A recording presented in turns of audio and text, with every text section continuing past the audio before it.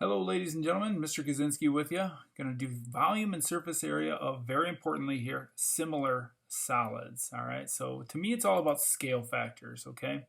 But the fact that we're dealing with surface area and volume in the same thing kind of makes things a little bit tricky as well. So what I do, I'm given a length and I'm given a length. I'm given a surface area and I'm not given this surface area. We want to figure out the larger surface area. Well, let's figure out the scale factor of their sides. That's the easy part. In this case, it's 2. Now, since we're dealing with surface area, we can't just double this surface area, okay? If we were dealing with lengths, we could just double it. If this was 3, we'd know this was 6. But we have to multiply by not just 2, but 2 squared, because surface area is a measurement of square units. All right, so that new surface area, or surface area 1 as they've got it labeled, is going to be equal to 9 times 2 squared, which is 36. So 36 centimeters squared. So it doesn't just double, it actually quadruples the surface area, that is. Let's do that again. This time our surface area is getting smaller because our length is getting smaller. So what's this ratio here? What's this scale factor? We're going to multiply by 2/3. Okay, just take the smaller one over the bigger one. If it was getting bigger, I'd do the bigger over the smaller. All right, so since we're dealing with surface area, we're not going to multiply by 2/3. We're going to multiply by 2/3 squared. Again, surface area is a measure of square units. So on the calculator, we'll just take 36 and multiply it by 2/3 squared, which is 16. So S1 equals 16 millimeters squared. Well, that's surface area. Now let's move on to volume. Okay, this first step remains the same. Okay, we're getting smaller here from V2 to V1. So what's this ratio? It's 2/4, or 1/2 rather. Well, I'm not going to multiply by 1/2 for volume. I'll actually multiply by 1/2 cubed for volume. Okay, because volume is a measurement of cubic units. So we'll take that 1728, multiply it by 1/2, or 1/2 cubed, which is 216. So V1 is 216 cubic meters.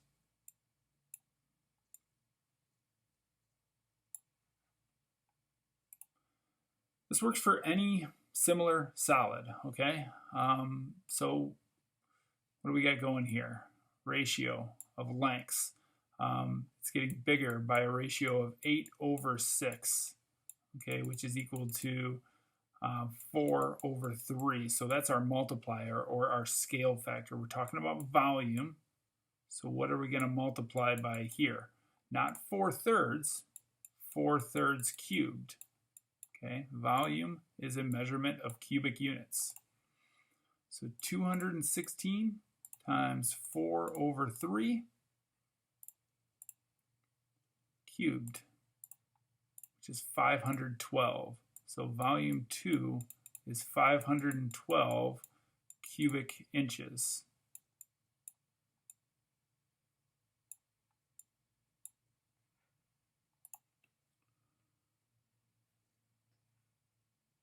All right, back to surface area here.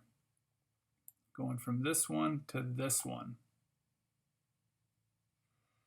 All right, so what are we multiplying by? It would be, it's getting larger, so 6/4, which is equal to 3/2, right? All right, but since it's surface area, we're not going to multiply by just 3/2. We're going to multiply by 3/2 squared, because surface area is a measurement of square units. So 16 times 3/2 squared. It's 36. So surface area 1, 36 centimeters squared. Like I said, I got a bunch of examples for you. About to change it up here in just a little bit. Because now they're asking us what's the ratio of surface area of the smaller cone to the surface area of the larger cone. All right, well, from here to here, what's the ratio? 2 to 4, which can be simplified to 1 to 2. All right, but since it's surface area, we're going to square those two and make it 1 squared, which is 1, to 2 squared, which is 4. So the ratio of their surface areas is 1 to 4, not 1 to 2. Let's do this a few more times. Now we're talking volume of the smaller rectangular prism to the larger rectangular prism. All right, the ratio of their lengths is 3 to 7. That can't be simplified. Okay, so the ratio of their volumes is going to be 3 cubed to 7 cubed, because again, volume is cubic units. So 3 cubed is 27, and 7 cubed is 343, and that's our ratio, 27 to 343.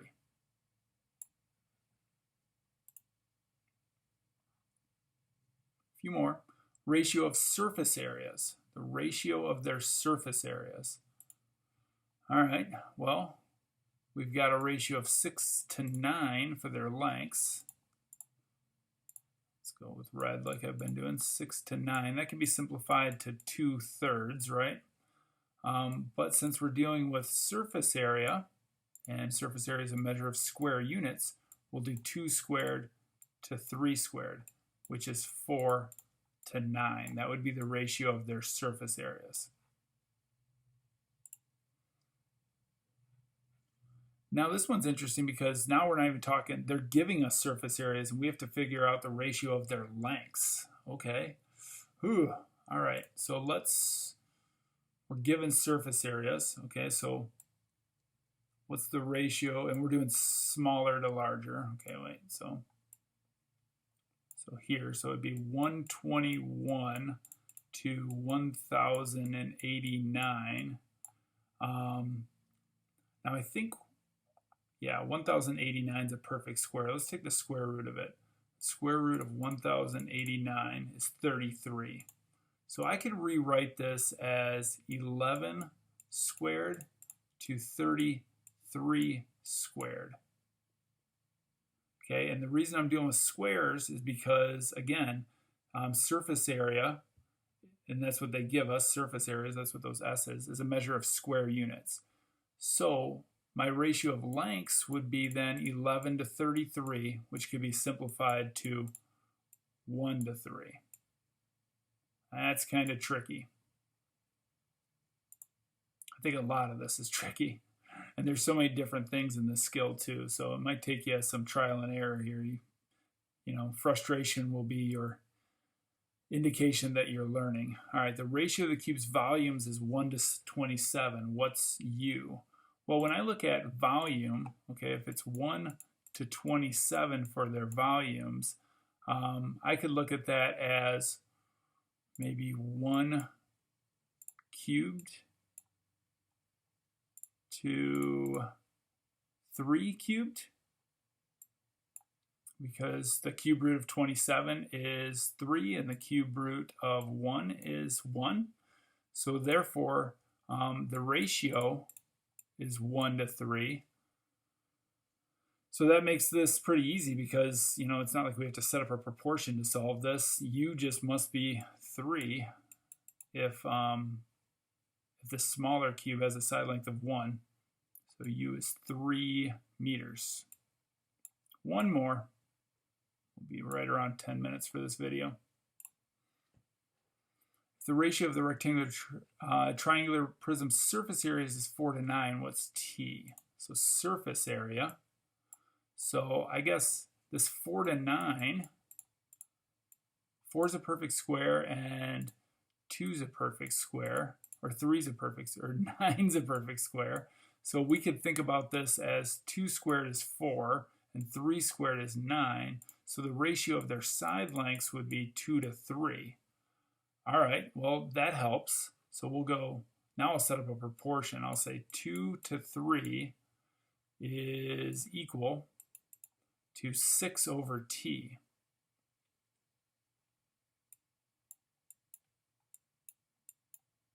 All right, and again, we could look at scale factors, okay? This times 3 is 6, so this times 3 will be t, and t would then be 9, or 9 inches. Man, I would love to make this one easier for you.